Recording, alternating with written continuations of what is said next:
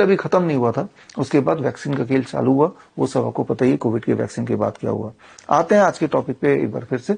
और अभी का जो खेल है, यानी कि अभी का जो असली पैंडेमिक है, that is autism and ADHD छोटे बच्चों में, ये मीडिया में कहीं नहीं है। ट्रंप ने इतनी बड़ी प्रेस कॉन्फ्रेंस कर दिया, लेकिन ये न्यूज पूरी तरह दबा दिया। न्यूज पूरी तरह दब इसलिए गया क्योंकि ट्रंप ने एक गलती कर दी। ट्रंप ने इस ऑटिज्म और एडीएचडी वाले पेंडेमिक का जो कारण है, वो कारण किसी वायरस को ना बता के वो बता दिया उन्होंने खुलेआम कि ये तो बचपन में बच्चों को लगाई जाने वाली जो वैक्सीन है, इन्हीं वैक्सीन की वजह से ऑटिज्म हो रहा है। और साथ ही में उन्होंने बोला कि बच्चा पैदा होने से पहले प्रेग्नेंट माओ को जो धड़ल्ले से पैरासिटामोल दिया जाता है, उसकी वजह से ऑटिज्म हो रहा है। दो कारण उन्होंने खुल के बता दिया। और इसके बाद क्या हुआ? वही हुआ जो होता आया है कि वैक्सीन इंडस्ट्री, फार्मा इंडस्ट्री ने जम के पूरी ताकत लगा दिया और दुनिया के पूरे मीडिया को कंट्रोल कर दिया। नतीजा ये कि जो मैं आपको बता रहा हूं 2 महीने बाद, 22 सितंबर की बात है, मैं आपको बता रहा हूं, आज भी ये न्यूज आप तक नहीं पहुंची। और आपको अगर ये लगता है कि ये न्यूज नहीं पहुंची और ये पेंडेमिक भी हम तक नहीं पहुंचेगा, तो एक बार रुक जाइए। आप अपने आंकड़े देखिए आने वाले दिनों में, या अगर आपके घर में इस वक्त 2 साल 3 साल का बच्चा है, छोटा बच्चा, ऐसे बच्चे हैं जिनको वैक्सीन लग रहे हैं, तो वो ऑलरेडी तैयार हो रहे हैं टू बिकम मेंटल पेशेंट। समझने की बात है कि एक बच्चा हेल्दी पैदा होता है और उसके बाद जब जिस तरह के वैक्सीन लगाए जा रहे हैं, अभी करीब 24 वैक्सीन एक बच्चे को, जो हमारे यूनिवर्सल इम्यूनाइजेशन शेड्यूल में जो है भारत के, जो फ्री में लगाए जाते हैं, फ्री तो कुछ भी नहीं होता है, आपके और मेरे टैक्स के पैसे से ही लगाया जाता है। पर बच्चे का जो एलोकेशन है 2000 रुपए का खर्चा होता है भारत सरकार का, वो 2000 रुपए हमारे ही जेब से जाते हैं। और इससे ये दिखाने की कोशिश करते हैं कि हम बच्चों को बचाने के लिए ये वैक्सीन लगा रहे हैं। और नतीजा ये कि ऑटिज्म और एडीएचडी धमाकेदार तरीके से, पूरी तरह से तेजी से बढ़ रहा है। यूएसए में एक बच्चे को 5 साल की उम्र तक 40 के करीब, 41 to be very precise, vaccine लगाए जाते हैं। भारत में यही फिगर 24 है।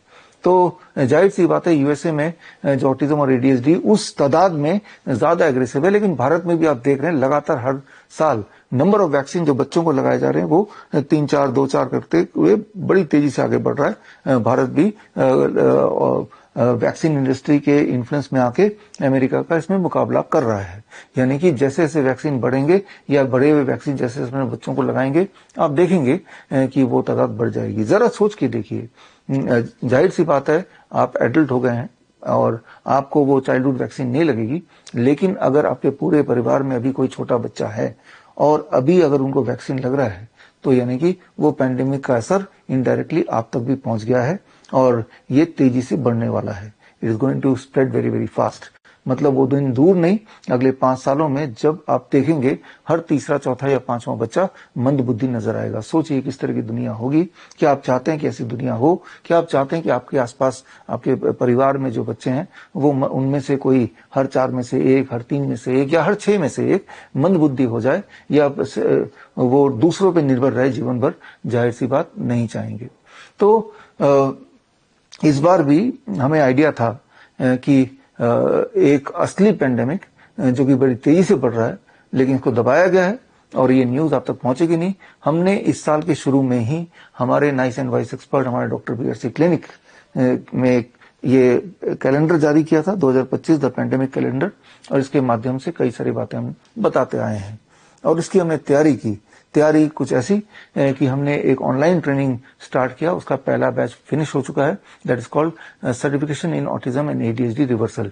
यानी कि ऐसे बच्चे जो इस ट्रैप में फंस चुके हैं और इन वैक्सीन की वजह से जिनको ऑटिज्म या एडीएचडी हो चुका है और जो नॉर्मल स्कूल में पढ़ने जा नहीं पा रहे हैं, जिनकी स्पीच आ नहीं पा रही है, जिनके आई कांटेक्ट मिल नहीं पा रहे हैं, जो हमेशा एजिटेटेड रहते हैं, जो नॉन रिस्पॉन्सिव रहते हैं और जो हमेशा हाइपर एक्टिव रहते हैं और उनकी हरकतें अजीबोगरीब रहती हैं। इंपॉर्टेंट और अच्छी बात यह है कि वो सारे ठीक हो सकते हैं और उसके लिए हमारा जो कैन प्रोटोकॉल है, that is called cure autism now protocol. इस प्रोटोकॉल के तहत इस वक्त जब मैं ये वीडियो बना रहा हूं, करीब 2000 फैमिलीज, 2000 पेरेंट्स या 2000 उनके बच्चे जुड़े हुए हैं, पेरेंट्स जुड़े हुए हैं बेसिकली, और कैन प्रोटोकॉल के माध्यम से, जिसमें हमारे मुख्य नीम थेरेपी है, डीआईपी डाइट है और ग्राउंडिंग है। इस सिंपल चीजें जो आप में से बहुत लोग जो मुझसे जुड़े उनको बताता आया हूं, इन्हीं चीजों को जब कर रहे हैं तो जो बच्चों को ऑटिज्म हो गया था, एडीएचडी हो गया था, उससे बड़ी ही तेजी से बाहर भी निकल रहे हैं। लेकिन एक तरफ हमारे कैन प्रोटोकॉल से मुफ्त में हमारे बच्चे ठीक हो रहे हैं और दूसरी तरफ यही पूरे दुनिया देश में हमारे इस वक्त 50 लाख ऑटिज्म के पेशेंट हैं, पूरे देश में 2 से 3 करोड़ एडीएचडी के पेशेंट्स हैं, जबकि हमारे पास उनमें से 2000 बच्चे ही हैं। बाकी बच्चे कहाँ जा रहे हैं? बाकी पेरेंट्स क्या कर रहे हैं? नॉर्मल स्कूल में तो भर्ती करा नहीं सकते, तो फिर उनके लिए जो स्पेशल स्कूल खोले गए हैं उनमें वो जा रहे हैं मजबूरी में। और उनमें क्या फीस है, ले दे के आप देखेंगे कि जो एक खर्चा एक बच्चे पे हो रहा है थेरेपी के नाम पे, कभी स्पीच थेरेपी, कभी ऑक्यूपेशनल थेरेपी, कभी साइकेट्रिक काउंसलिंग, कभी ऑटिज्म की अलग अलग जहरीले दवाइयां, तो ये ऑन एवरेज एक पेरेंट का पर मंथ का खर्चा अपने बच्चे पे आ रहा है करीब 25,000 से लेके लगभग अप टू 50,000 भी पर मंथ। और उससे हो क्या रहा है? क्या वो ठीक हो रहे? नहीं, उससे हालत बद से बदतर होती चली जा रही है। फायदा किसको हो रहा है? फार्मा इंडस्ट्री को हो रहा है।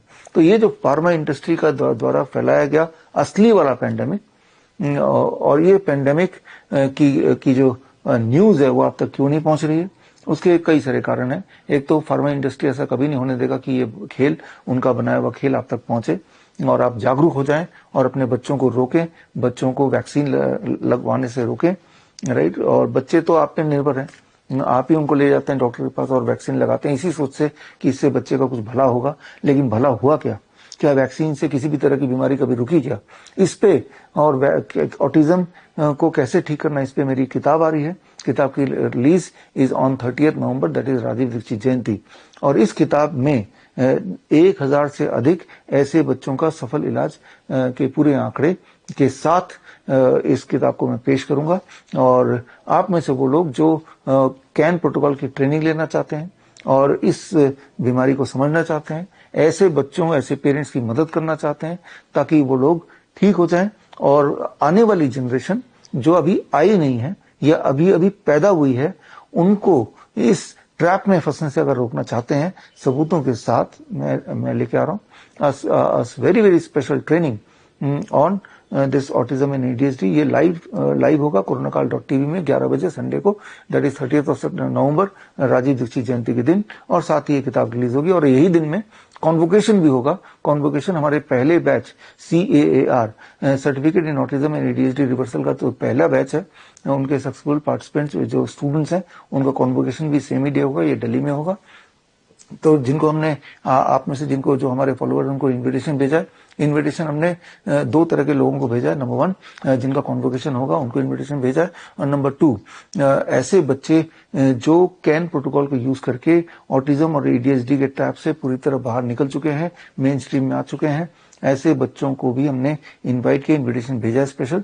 तो वो बच्चे अपने पेरेंट्स के साथ आएंगे और अपना वो पेरेंट्स स्टेज पे आके बताएंगे कि हमारे बच्चे एक टाइम पे ऑटिज्म के जाल में फंसे हुए थे, लेकिन आज देखिए आपके सामने है, एक नॉर्मल बच्चा बन चुका है, उनकी बच्चे की स्पीच आ गई है, हाइपर एक्टिविटी खत्म हो गई है, अटेंशन डेफिसिट खत्म हो गई है, आई कॉन्टैक्ट एस्टेब्लिश हो चुका है। एक बच्चा जो पहले एक शब्द नहीं बोलता था, पूरा गाना गा के सुनाएगा, डांस करके दिखाएगा।